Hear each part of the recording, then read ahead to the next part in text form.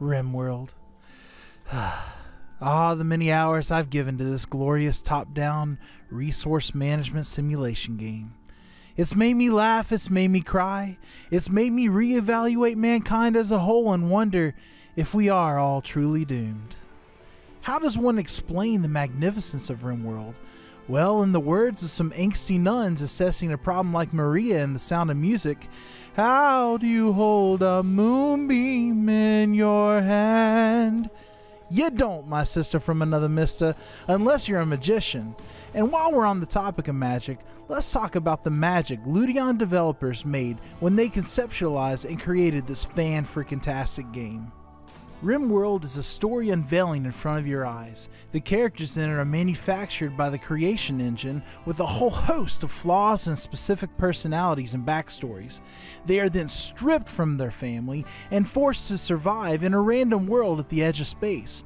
The feel of the game is akin to the show Firefly, with a hint of Property Brothers and a whole heaping tablespoon of Dexter.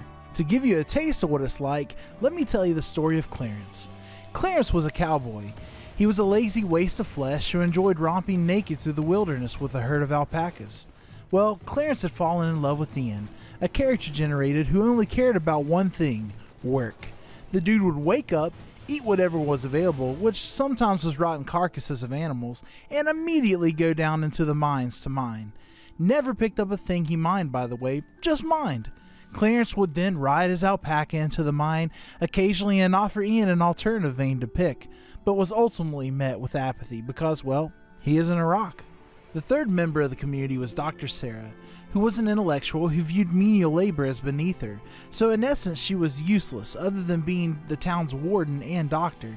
So I forgot about Ian and ultimately focused on trying to keep clothes on Clarence and making Sarah do standard things like, I don't know, cooking food so they wouldn't starve to death. I was cursing the screen at Sarah, who had sat down in the corner and refused to work, when I finally got a notification that would change the community's life and ultimately end my freaking game. Ian had delved too deep into the mines, and they had collapsed on him. Clarence immediately rips off his clothes and runs into the mines to save his unrequited lover, but alas, it was too late, for Ian had died. For the next hour, I would then try to clothe Clarence and keep him inside where it was warm, but Clarence, in a fit of sadness, would strip off his clothes and go lay down in the freaking snow. Sarah then would begrudgingly trek out into the snow and haul in Clarence, who was suffering from hypothermia and probably losing some of his bits and taters to frostbite in the snow. Ultimately, this made her so irritated that she set the whole compound on fire. On fire! That, my friends, is just one story. The possibilities are limitless because of the numerous backstories and character flaws you get at the start of the game. Not to mention the random disasters like solar flares, psychic drones, slaver raids, and more that can happen at any given moment. Truly, the only thing you control and manage is where your resources are allocated and what is built and researched, which is the secondary ingredient to this amazing game. Normally, a resource management game alone gets a buy from me, but because of the added personality conflicts, it just seasons the already tasty filet mignon. So let's talk mechanics and overall gameplay.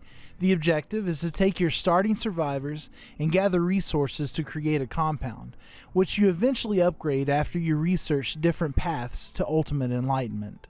The survivors require two things really: food and defense.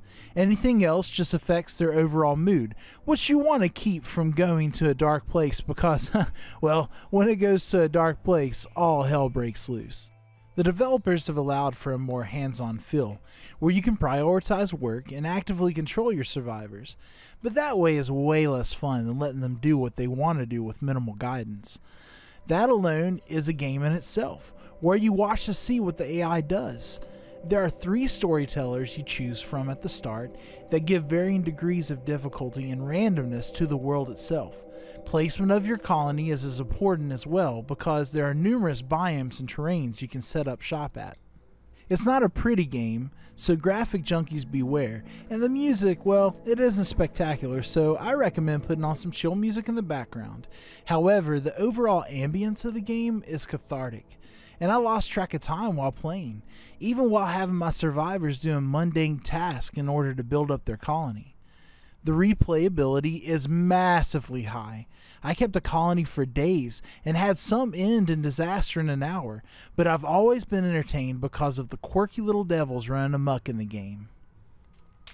And that is why I'm giving this game a solid 7 out of 10 for overall score, and rank it as a must-have 10 for resource management games.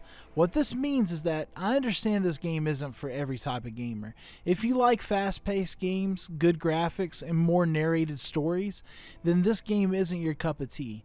But if you love resource management games and want a unique story experience, then this game is a must-buy on sale. Just having it in your game list automatically makes you 10 times cooler, and Ray-Bans will magically form on your face. Dogs will stop to smell your butt, and food will taste better. Okay. I can't promise any of that other than you'll be cooler in my book. And after all, doesn't everyone want to put that feather in their proverbial cap? Now, if you do want to buy it, currently it's $29.99 on Steam, which isn't a bad price because if you spend 30 hours playing it, which I have, that's only like $1 an hour if my math's right. I've paid more than that for a bad haircut, people. There is some add-on content you can also purchase, which is fine, but I think the core game is good enough for me in its current iteration. However, if you do see it on sale, I think it's worth picking up, even if you aren't that big on resource management games, because of the added unique element of the AI's flawed personalities, which make for hilarious stories. And if you don't believe me, go read reviews on Steam. But you should believe me because, like, you're my best friend now. Right? Anyone? So until next time. So long, farewell, I'll be just saying goodnight. And drop a like down at the bottom as well as a comment. Matt and I love to hear from you guys, even if you don't necessarily agree with us.